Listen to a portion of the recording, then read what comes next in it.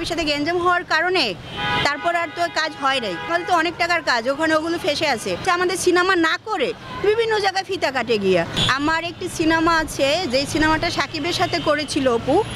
তো অপু তখন হচ্ছে গিয়া ওই সাকিবের সাথে গেঞ্জাম হওয়ার কারণে তারপর আর তো কাজ হয় নাই। তো আমাদের তো অনেক টাকার কাজ, ওখানে ওগুলো ফেসে আছে। ওইটা নিয়ে আমি অনেকগুলো কথা বলেছিলাম আগে।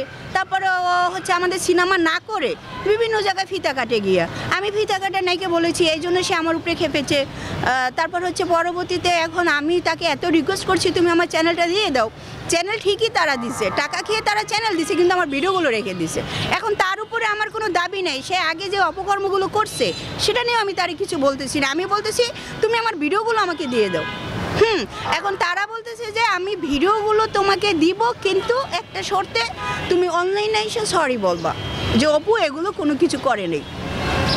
পরবর্তীতে আমি বাধ্য হইয়া তার কিছু বয়েস, এই যে ওই ছেলেটা, এরা সবাই মিলে তো একটা চক্র, মানে অপুর হচ্ছে এটা একটা, ও অনেক মানুষের চ্যানেল এইভাবে ফাঁসিয়েছে, এইভাবে ও টাকা ইনকাম করে।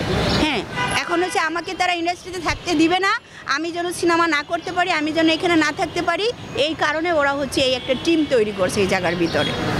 তো আমার ওই যে মামলাটা যেটা আমার থানায় আমি দিয়েছি, তারা এরে ধরে ওরে ধরে জয়রে দিয়ে বিভিন্ন ধরনের বিভিন্ন সময় মানে ওদেরকে করে, কি বলো এটারে, এই ফোন দেওয়া আর কি তদবির করে, যে মামলাটা আপনারা এমনি করে দেন।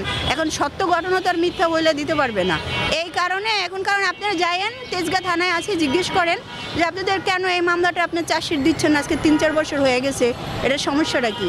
তো যাই হোক, আমি বেশি কিছু বলবো না। আমি এটাই বলবো যে আপনারা তো দেখছেন আজকে হিরো আলম আসছে, এতদিন তারা আসবে না আমার হুমকি দমকি দিছে তারা কোর্টে আসবে না, আজকে তারা আসছে, আপনারা এটা জেনেছেন। এখন আমি আশা করি তারা দ্রুত আমার এই বিষয়টা সমাধান করে দিবে, আমি সমাধান চাই।